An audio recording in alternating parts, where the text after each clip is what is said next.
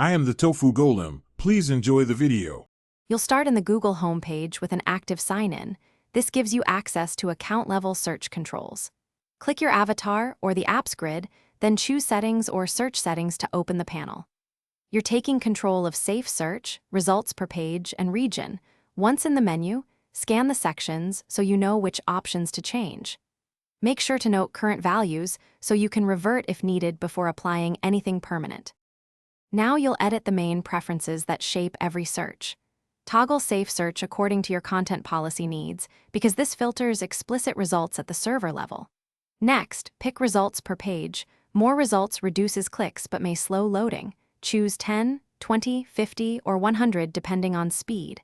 Then set region and language to bias results geographically. These choices change relevance and may affect local services. Finish by clicking Save so your new preferences apply to future searches. You must save or changes won't stick. If the changes don't show up right away, clear your browser cache and cookies, or sign out and sign back in to refresh account sync. If you still see discrepancies, check whether another signed-in account, browser extension, or device-level search setting is overriding your choices. Switch accounts or disable extensions temporarily to isolate the cause, and then reapply the correct settings.